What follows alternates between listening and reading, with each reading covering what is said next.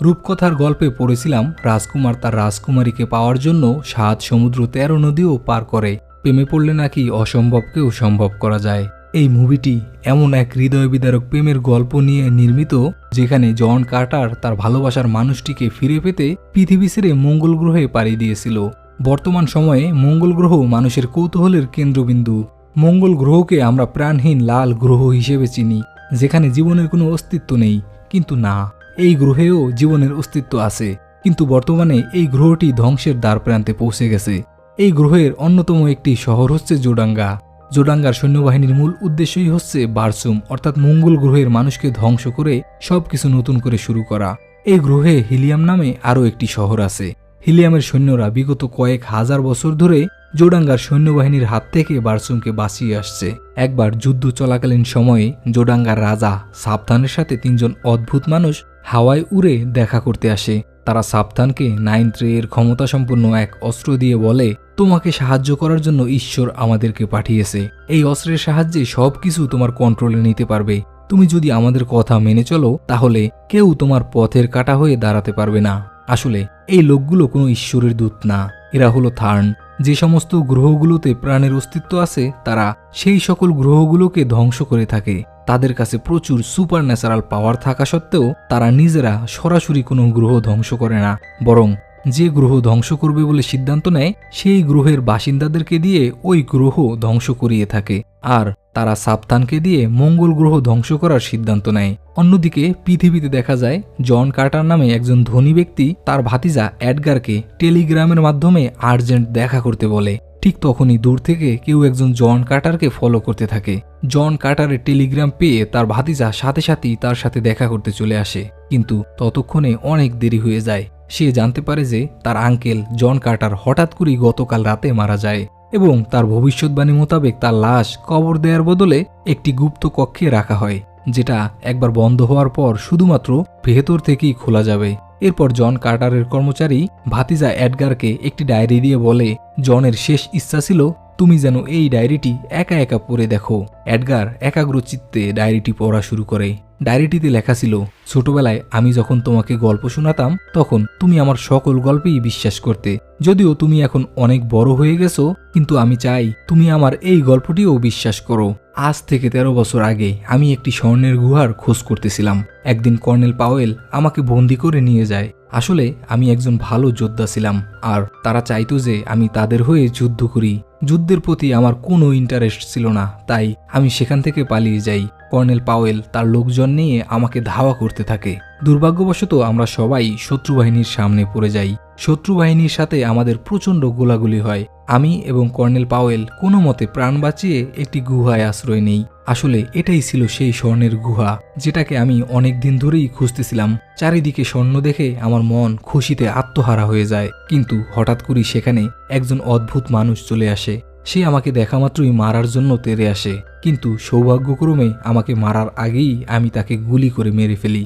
লোকটি মারা যাওয়ার আগে তার গলার লকেটটি হাতে নিয়ে কিছু শব্দ উচ্চারণ করে, আর সাথে সাথেই লকেটটি থেকে এক ধরনের নীল আলো বের হতে থাকে। আমি কৌতূহলী হয়ে লকেটটি হাতে নেই। লোকটি তখনও বিড়বিড় করে বারসুম বারসুম বলতেছিল। আমি বারসুম শব্দটি উচ্চারণ করার সাথে সাথেই ওই গুহা থেকে গায়েব হয়ে একটি মরুভূমির মধ্যে পৌঁছে যাই। আমি বুঝতে পারছিলাম না আমি এই দুর্গম মরুভূমিতে কিভাবে আসলাম আর কেনই আসলাম। আসলে স্বর্ণের গুহার মধ্যে যে লোকটি আমাকে মারতে চেয়েছিল সেই লোকটি মূলত গ্রহ ধ্বংসকারী থার্ন সম্প্রদায়ের লোক ছিল। তাদের সুপার পাওয়ারগুলোর মধ্যে অন্যতম হচ্ছে তারা তাদের লকেটের সাহায্যে যে কোনো মুহূর্তে যে কোনো জায়গায় টেলিপোর্ট হতে পারে। আর আমি ওই লকেটটি ছুঁয়ে বারসুম উচ্চারণ করার সাথে সাথেই টেলিপোর্ট হয়ে বারসুম অর্থাৎ মঙ্গল গ্রহে পৌঁছে যাই। পৃথিবীর চেয়ে মঙ্গল গ্রহের গ্র্যাভিটি কম হওয়ার কারণে আমি এখানে অনেক উঁচুতে লাফাতে পারতাম। কিছুক্ষণের মধ্যেই সেখানে অনেক লম্বা 4 হাত বিশিষ্ট কিছু প্রাণী চলে আসে। এই প্রাণীগুলো হলো মঙ্গলের সবচেয়ে আদি বাসিন্দা থার্ক। এরা মানুষের মতোই কথা বলতে পারত। বর্তমানে তাদের অস্তিত্ব বিলীন হওয়ার পথে, তাই তারা একটি নির্দিষ্ট এলাকায় লুকিয়ে বসবাস করে। আমাকে উঁচুতে লাফাতে দেখে তারা অনেক আশ্চর্য হয়ে যায়। তাদের সর্দার আমার সাথে কথা বলার চেষ্টা করে। আমি তাদেরকে বলি আমার নাম জন কার্টার, আমার বাড়ি ভার্জিনিয়াতে, কিন্তু তারা আমার ভাষা ঠিকমতো বুঝতে না পারার কারণে তারা মনে করে আমার নাম ভার্জিনিয়া। এরপর তারা আমাকে বন্দি করে তাদের আস্তানায় নিয়ে গিয়ে মঙ্গল গ্রহের ভাষা বলার ঔষধ খাইয়ে দেয়।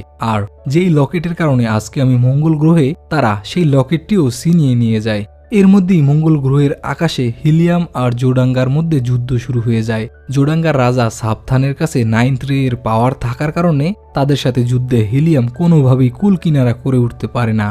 তারা একেবারে ধরাশায়ী হয়ে যায়। ঠিক তখনই জোডাঙ্গার রাজা হিলিয়ামের রাজার কাছে প্রস্তাব দেয় যে হিলিয়ামের রাজকুমারী যদি সাবধানকে বিয়ে করতে রাজি হয় তাহলে সাবধান হিলিয়ামের কোনো ক্ষতি করবে না। হিলিয়ামের রাজা কোনো উপায় না দেখে এই প্রস্তাবে রাজি হয়ে যায়, কিন্তু রাজকুমারী কোনোভাবেই এই প্রস্তাব মেনে নিতে পারে না। রাজকুমারী সেখান থেকে পালিয়ে যায়। সৈন্যরা তার পিছু নিতে থাকলে তার সাথে যুদ্ধ শুরু হয়ে যায়। এই সবকিছুই নিচ থেকে থার্কসরা দেখতেছিল। থার্কসরা চায় যে দুই দলই যুদ্ধে ধ্বংস হয়ে যাক আর শুধু তারাই বেঁচে থাকুক। যুদ্ধের এক পর্যায়ে রাজকুমারী জাহাজ থেকে মাটিতে পড়ে যেতে থাকে। রাজকুমারীকে মাটিতে পড়ে যেতে দেখে আমি উঁচুতে লাফিয়ে তাকে প্রাণে বাঁচিয়ে নেই। এটা দেখে জোডাঙ্গার রাজা সাবধান 9th রে এর শক্তি দিয়ে আমাকে আক্রমণ করতেছিল, কিন্তু ঠিক তখনই থার্ন সম্প্রদায়ের প্রধান শাং সাবধানকে থামিয়ে দিয়ে আমাকে জীবিত গ্রেপ্তারের নির্দেশ দেয়। সাবধান আমাকে গ্রেপ্তার করার আগেই নিচ থেকে থার্কসরা এলোপাথারে গুলি করা শুরু করে। থার্কসদের আক্রমণে পর্যদুস্ত হয়ে জোডাঙ্গার সৈন্যরা কোনো মতে প্রাণ নিয়ে পালিয়ে যায়। জোডাঙ্গার সৈন্যদেরকে হারাতে পেরে তারা অনেক খুশি হয়, কারণ বিগত কয়েক হাজার বছরে এই প্রথমবার তারা জোডাঙ্গাকে যুদ্ধে পরাজিত করে। এই খুশিতে থার্কসদের রাজা আমাকে ডটার সোজাত অর্থাৎ রাজার ডান হাত হিসেবে ঘোষণা করে। আমি বরাবরই যুদ্ধ বিগ্রহ পছন্দ করতাম না, তাই কোনো মতেই রাজার দেয়া পদবিটি গ্রহণ করতে চাচ্ছিলাম না। কিন্তু রাজা আমাকে হুমকি দিয়ে বলে, তুমি যদি আমাদের পক্ষ নিয়ে যুদ্ধ করতে রাজি না হও আর আমার দেয়া পদবি গ্রহণ না করো তাহলে আমরা এই মেয়েটিকে মেরে ফেলবো। রাজকুমারীকে বাঁচানোর জন্য তাদের প্রস্তাবে রাজি হওয়া ছাড়া আমার কোনো উপায় ছিল না। রাত্রিবেলা কৌতূহলী রাজকুমারী আমার কাছে আমার এরকম উঁচুতে লাফানোর টেকনিক জানতে চায়। সে আমাকে হিলিয়ামের হয়ে যুদ্ধ করতেও বলে, কিন্তু আমি বরাবরই যুদ্ধ পছন্দ করতাম না। রাজকুমারীর সাথে বিভিন্ন বিষয়ে আলোচনার মাধ্যমে জানতে পারি যে আমি এখন পৃথিবীতে না বরং মঙ্গল গ্রহে আছি, কিন্তু রাজকুমারী কোনোভাবেই বিশ্বাস করে না যে আমি পৃথিবী থেকে মঙ্গল গ্রহে এসেছি। আর এটা অবিশ্বাস করাটাই স্বাভাবিক ছিল, কারণ মঙ্গল গ্রহ থেকে পৃথিবীর দূরত্ব কোটি কোটি মাইল ছিল, আর এত দূরে মহাকাশে কোনো মানুষ কিভাবে আসতে পারে। রাজকুমারীকে বিশ্বাস করানোর জন্য আমি ওই লকেটটি সম্পর্কে খুলে বলি। রাজকুমারী ওই লকেটটি দেখেই বুঝে যায় যে এটি থার্ন সম্প্রদায়ের লকেট। রাজকুমারী লকেটটি সম্পর্কে বিস্তারিত জানার জন্য থার্কসদের রাজার মেয়ের সহায়তায় তাদের মন্দিরে প্রবেশ করে। এই মন্দিরে বাইরের লোকেদের প্রবেশ সম্পূর্ণ নিষেধ ছিল। মন্দিরে গিয়ে রাজকুমারী একটি পবিত্র নদী এবং একটি গুপ্ত দরজা সম্পর্কে জানতে পারে। রাজকুমারী বিশ্বাস করে যে ওই গুপ্ত দরজার কাছে গেলেই সে তার সকল প্রশ্নের উত্তর খুঁজে পাবে, কিন্তু এর মধ্যেই মন্দিরে প্রবেশ করার কারণে আমাদের সবাইকে মৃত্যুদণ্ডে দণ্ডিত করা হয়। কিন্তু রাজা তার মেয়েকে বাঁচানোর জন্য আমাদের সবাইকে মুক্ত করে দেয়। প্রাণ বাঁচিয়ে আমরা তিনজন ওই পবিত্র নদী পার করে গুপ্ত দরজার কাছে পৌঁছে যাই। আমরা সেখানে পৌঁছানোর সাথে সাথেই চারিদিকে সবকিছু পরিবর্তন হওয়া শুরু হয়। রাজকুমারী সেখানে 9th রে সম্পর্কে জানতে পারে। রাজকুমারী আরও জানতে পারে যে আসলেই থার্ন সম্প্রদায়ের অস্তিত্ব আছে, আর তারাই জোডাঙ্গার রাজা সাবধানকে 9th রে এর পাওয়ার দিয়েছে। তখন রাজকুমারী এটাও বিশ্বাস করে যে আমি যা বলেছিলাম সব কিছুই সত্যি ছিল। আমি আসলেই পৃথিবীর বাসিন্দা। আমি এখানে শুধুমাত্র টেলিগ্রামের মতো করে এসেছি, অর্থাৎ আমার আসল শরীর এখনও পৃথিবীতে পড়ে আছে। ওই লকেটটি যেই মন্ত্র উচ্চারণ করলে চালু হয়, রাজকুমারী সেই মন্ত্রটি খুঁজে পায়, কিন্তু মন্ত্রটি অনেক পুরাতন কোনো এক ভাষায় লেখা ছিল, যেটা জানার জন্য রাজকুমারীকে হিলিয়ামের লাইব্রেরিতে যেতে হবে। এর মধ্যে থার্ন সম্প্রদায়ের প্রধান শ্যাং জোডাঙ্গার সৈন্যবাহিনী সহ সেখানে পৌঁছে যায়। শ্যাং আমাদেরকে বন্দি করে হিলিয়াম পাঠিয়ে দেয়। সৌভাগ্যক্রমে আমাদের তৃতীয় সঙ্গী থার্কসদের রাজার মেয়ে মাটিতে গা ঢাকা দিয়ে লুকিয়ে প্রাণে বেঁচে যায়। হিলিয়াম এসে রাজকুমারী জোডাঙ্গার রাজাকে বিয়ে করতে রাজি হয়ে যায়। রাজকুমারী তার বন্ধুকে দিয়ে আমাকে মুক্ত করে আনে। আমি রাজকুমারীকে জিজ্ঞেস করি, তুমি সাবধানকে কেন বিয়ে করতে রাজি হয়েছো? তখন রাজকুমারী বলে, তুমি তো হিলিয়ামের হয়ে যুদ্ধ করবে না, তাছাড়া পৃথিবীতেও চলে যাবে, তাই আমি আমার লোকজনের জীবনের কথা চিন্তা করে এই সিদ্ধান্ত নিয়েছি। এরপর রাজকুমারী আমাকে পৃথিবীতে পাঠানোর জন্য ওই লকেটটি বের করে সেটি চালু করার মন্ত্রগুলো পড়তে থাকে। সে আমার হাতে লকেটটি দিয়ে আমাকে তার সাথে সাথে মন্ত্রগুলো উচ্চারণ করতে বলে। এর মধ্যেই জোডাঙ্গার রাজা সাবধান ওই রুমে চলে আসে। আমি মন্ত্রগুলো উচ্চারণ না করে লাফিয়ে উপরে লুকিয়ে যাই। রাজকুমারী পিছনে ফিরে আমাকে দেখতে না পেয়ে ভেবে নেয় আমি হয়তো ওই লকেটের সাহায্যে আবারও পৃথিবীতে ফিরে এসেছি। আসলে রাজকুমারী যখন আমার চোখের দিকে তাকিয়ে মন্ত্রগুলো পড়তেছিল, আমি তার চোখে আমার জন্য ভালোবাসা দেখতে পাই। তাই রাজকুমারীর ভালোবাসা প্রত্যাখ্যান করে আমি মন্ত্রগুলো পড়তে পারিনি।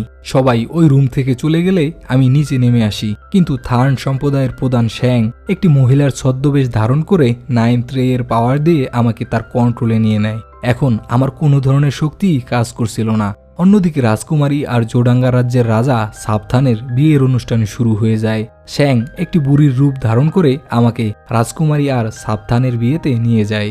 আজকে রাতে যখন মঙ্গলের 2 চাঁদ একসাথে মিলিত হবে তখনই তাদের বিয়ে সম্পন্ন হবে, আর বিয়ের পরপরই রাজকুমারীকে মেরে ফেলা হবে। আসলে এই থার্ন সম্প্রদায়ের মূল উদ্দেশ্যই হলো যখন কোনো গ্রহে জনসংখ্যা অনেক বেড়ে যায় এবং যুদ্ধবিগ্রহ বাসা বাঁধতে শুরু করে, মানুষ ধর্ম নিয়ে যুদ্ধ করতে থাকে, ধর্মের কারণে একজন আরেকজনকে হত্যা করে, ঠিক তখনই তারা ওই গ্রহ ধ্বংস করে দেয়। কিন্তু তারা সরাসরি নিজেরা ওই গ্রহ ধ্বংস করে না, বরং কাউকে দিয়ে ধ্বংস করায়। আর মঙ্গল গ্রহ ধ্বংস করার জন্য তাদের প্ল্যান হলো বিয়ের পর রাজকুমারীকে যখন মেরে ফেলা হবে তখন রাজা সাবধান রাগের মাথায় সমস্ত গ্রহ ধ্বংস করে দিবে। শ্যাং আমাকে নিয়ে সেখান থেকে চলে যাওয়ার সময় ওই গ্রহের আমার বিশ্বস্ত কুকুর উলা শ্যাংয়ের উপর আক্রমণ করে দেয়, যার কারণে আমি শ্যাংয়ের কন্ট্রোল থেকে মুক্ত হয়ে যাই। সেই সুযোগে আমি তার লকেটটি ছিনিয়ে নিয়ে তাদের উড়োজাহাজে করে সেখান থেকে পালিয়ে যাই। আমি কোনোদিনই উড়োজাহাজ চালাইনি, যার কারণে উড়োজাহাজ নিয়ে মরুভূমিতে ক্র্যাশ করি। সেখানে আমার সাথে থার্কসদের রাজার মেয়ের সাথে দেখা হয়। রাজকুমারীকে বাঁচানোর জন্য আমি তাকে নিয়ে তার বাবার কাছে সাহায্য চাইতে যাই, কিন্তু সেখানে গিয়ে দেখতে পাই থার্কসদের সেনাপতি রাজাকে বন্দী করে তার জায়গা দখল করে আছে। আমরা সেখানে যাওয়ার সাথে সাথে আমাদেরকেও রাজার সাথে বন্দী করে রাখে। পরের দিন আমাকে আর রাজাকে বিশাল দেহী দৈত্যাকার জানোয়ারদের সামনে ছেড়ে দেয়া হয়। অনেক কষ্টে ওই জানোয়ারদেরকে মেরে পুরাতন রাজার জীবন বাঁচাই। এরপর নতুন রাজাকে হারিয়ে দিয়ে পুরাতন রাজার সিংহাসন আবারও উদ্ধার করি। আগের রাজা ক্ষমতা ফিরে পেলে রাজকুমারীকে বাঁচানোর জন্য আমাকে সাহায্য করতে রাজি হয়। আমরা রাজকুমারীকে বাঁচানোর জন্য সকল সৈন্যবাহিনী নিয়ে হিলিয়ামের উদ্দেশ্যে রওনা হই। সৌভাগ্যক্রমে রাজকুমারীর বিয়ে সম্পন্ন হওয়ার ঠিক আগের মুহূর্তেই আমরা সেখানে পৌঁছে যাই। আমাকে দেখা মাত্রই জোডাঙ্গার রাজা হিলিয়ামের ওপর আক্রমণ করে বসে। থার্ক আর হিলিয়ামের মধ্যকার 1000 বছরের শত্রুতা ভুলে সবাই একত্রিত হয়ে জোডাঙ্গার সৈন্যবাহিনীর বিরুদ্ধে যুদ্ধ করতে থাকে। জোডাঙ্গার রাজা আমাকে মারতে ব্যর্থ হওয়ার কারণে শ্যাং 9th রে এর পাওয়ার ব্যবহার করে তাকেই মেরে ফেলে আর আমাকেও মারতে থাকে, কিন্তু রাজকুমারী বিষয়টি বুঝতে পেরে আমাকে প্রাণে বাঁচিয়ে দেয়। শ্যাং আমাকে মারতে ব্যর্থ হয়ে রাজকুমারীর রূপ ধারণ করে সেখান থেকে পালিয়ে যায়। যুদ্ধ শেষ হয়ে গেলে আমি রাজকুমারীকে বিয়ের প্রস্তাব দেই।